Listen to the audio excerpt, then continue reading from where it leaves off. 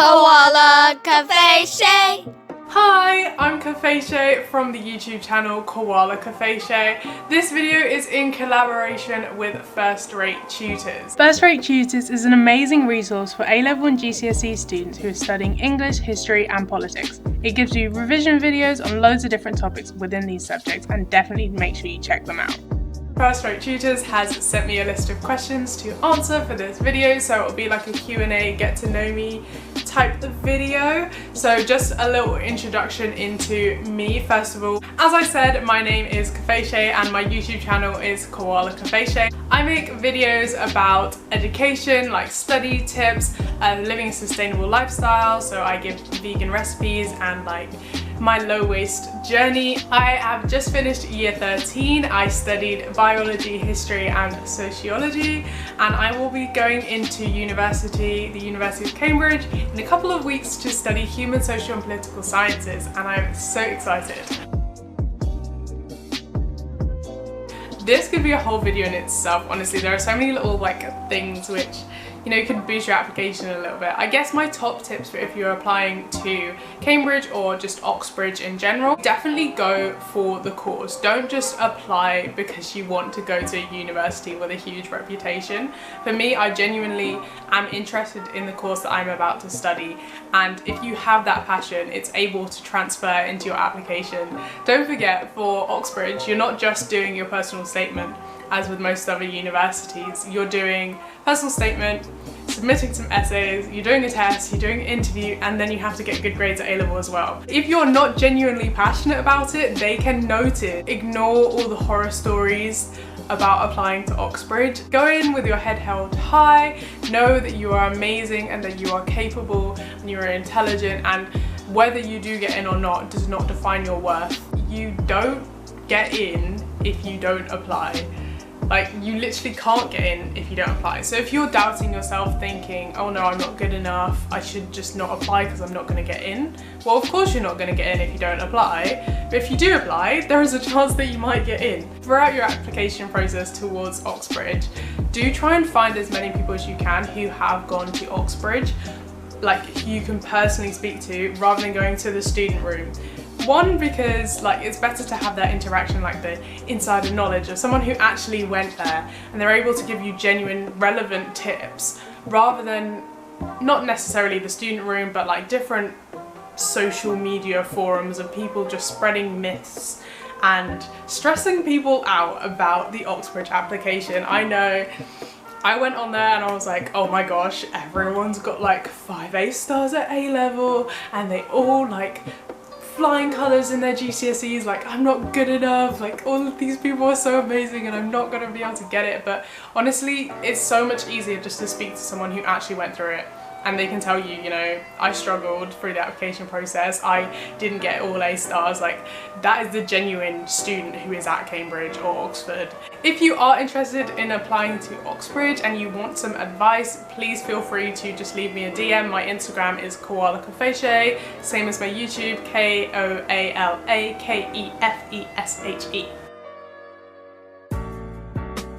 Obviously, I'm not in the admissions office, but I personally think that GCSEs are not as important as A-Level. I'm not saying they don't matter. You still need GCSEs to get into a relatively decent position for A-Level, which will help you get into a good position for university.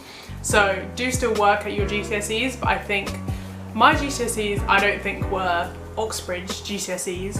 My GCSE grades were like 9 to 6. I only got 1 6th grade though. They will actually be looking at your A-Level grade to see if they can confirm your offer in results day, and then they also look at your year 12 grades compared to your GCSEs. I guess the GCSEs, if they're not as good as maybe you would like them to be, it does show a good progression.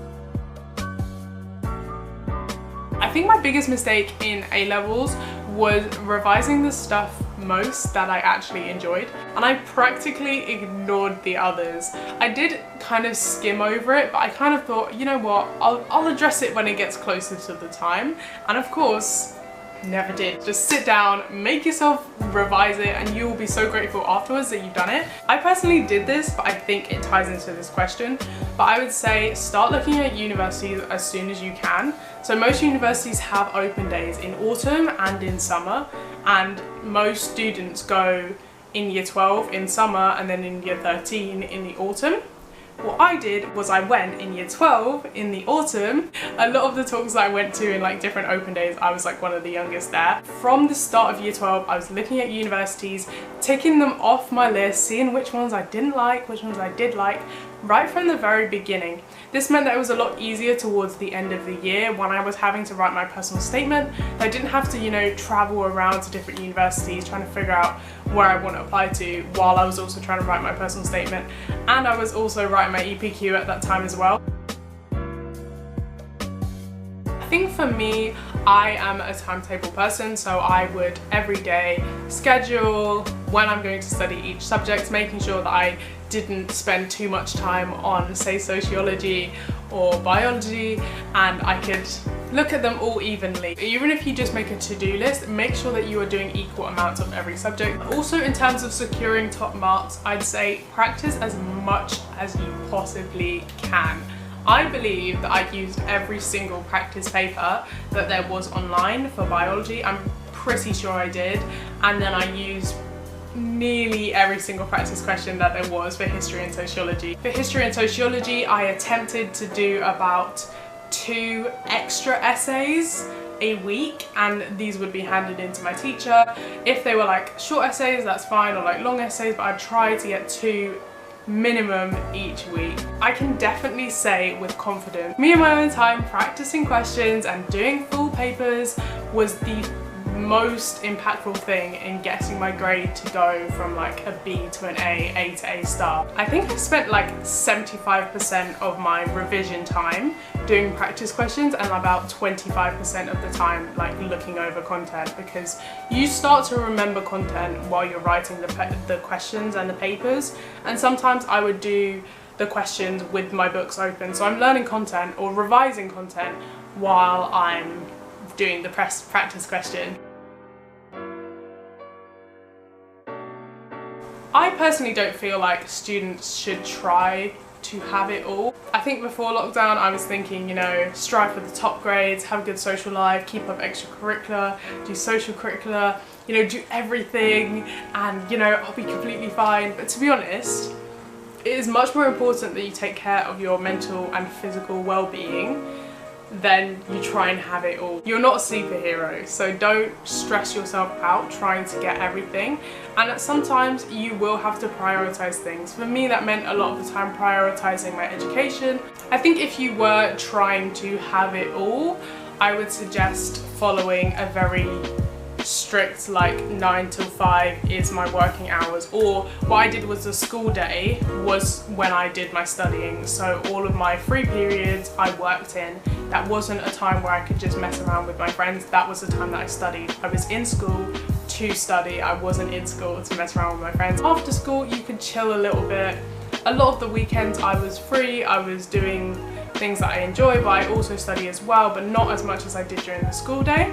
So I think, yeah, it's good to remember to have a balance. I think a good way also is to try and see how these different aspects of your life could intersect. So for me, my social life came a lot from the extracurricular that I was doing, and maybe also my studying. So I had a group of friends who I'd always study with together in our free periods, or maybe on a Saturday morning we'd go to a cafe and study together. So that way I was getting both my education, both my grades, and the social life. Thank you so much for watching. I'm gonna wrap this up here because the bin man's outside and it's about to make a lot of noise.